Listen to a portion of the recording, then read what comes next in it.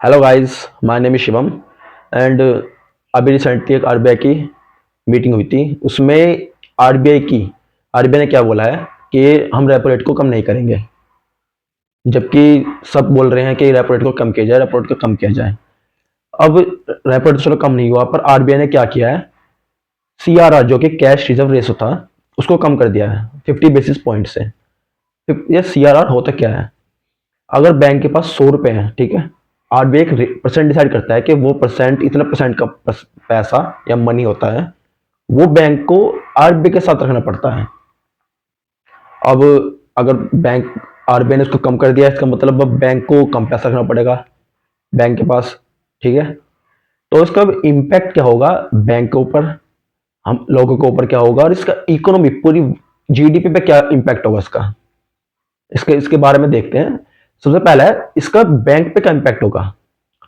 अगर जैसे सीआरआर कम कर दिया है, अब बैंक के पास क्या है, पैसा ज्यादा है, उसके पास उसे अब वो पैसा ज्यादा होल्ड कर सकता है, अपने पास रख सकता है।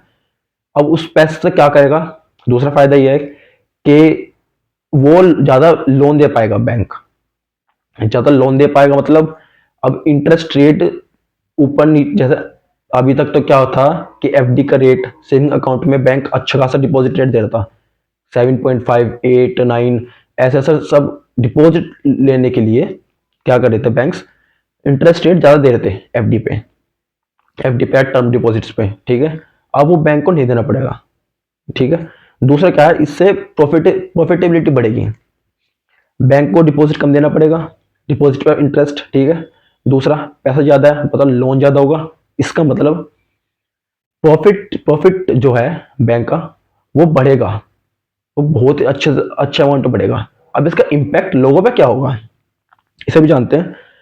पहला है, जब बैंक के पास पैसा है तो लोन आएगा, इसका मतलब लोगों के पास पैसा बढ़ेगा, लोगों के पास पैसा बढ़ेगा। पर उनको इसका इम्पैक्ट लोगों पे दूसरा क्या होगा कि उनको इंटरेस्ट रेट टर्म डिपॉजिट पे या डिपॉजिट जो भी बैंक के साथ किया था उस पर इंटरेस्ट रेट कम मिलेगा। जैसा अभी डिस्कस किया कि हमने बैंक अपना डिपॉजिट रेट घटा देगा टर्म डिपॉजिट पे, या फिर जितनी भी सेविंग अकाउंट पे जो वो देता है इंटरेस्ट रेट, उसको घटा देगा, ठीक है। अब इससे क्या होगा, इससे स्पेंडिंग पावर जो हमारी है, लोगों की है, वो बढ़ेगी। अब हमें सोच सोच के खर्च करना पड़ रहा था, पर अगर ऐसा पैसा मार्केट में आएगा तो सब खर्च करेंगे। इससे क्या होगा, मार्केट में पैसा घूमेगा और ज़्यादा सर्कुलर होगा, और ज़्यादा मोशन में आएगी मनी, ठीक है। अब इससे लोगों को और बैंक्स को क्या बेनिफिट होगा ये तो जान लिया। अब इसका इम्पैक्ट क्या होगा इकोनॉमी पे, इसके बारे में जानते हैं। पहला है इकोनॉमी पे, जैसे खर्च होगा, स्पेंडिंग पावर बढ़ेगी, तो मनी मार्केट में आएगा, मनी मार्केट में आएगा तो मतलब जो इकोनॉमी है उसको एक बूस्ट मिलेगा, ठीक है। उससे क्या होगा, जो हर कंट्री की जीडीपी है उसमें और ज्यादा इंप्रूवमेंट होगा। जैसे कि अभी हमने देखा कि जीडीपी 5.4 पहुंच गया है, क्यों? क्योंकि लोगों ने इतना खर्च नहीं किया, इस दिवाली भी और जितने भी फेस्टिवल आए हैं उस पर इतनी स्पेंडिंग नहीं की, ठीक है।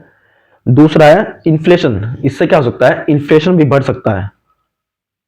इन्फ्लेशन बढ़ेगा तो महंगाई ज्यादा बढ़ेगी, लोगों के पास पैसा आएगा तो महंगाई बढ़ेगी, तो उसके लिए हो सकता है कि आरबीआई रेपो रेट और बढ़ा दे अगर महंगाई आई, पर ऐसा चांस कम है, क्योंकि ये जो इन्फ्लेशन बढ़ेगा नहीं, क्योंकि ऑलरेडी फूड इन्फ्लेशन ज़्यादा है, और इकोनॉमी में जो लोगों के पास पैसा वो ऑलरेडी कम है, तो मतलब पैसा अगर आएगा तो ज़्यादा इम्पैक्ट नहीं होगा इन्फ्लेशन बढ़ने पे।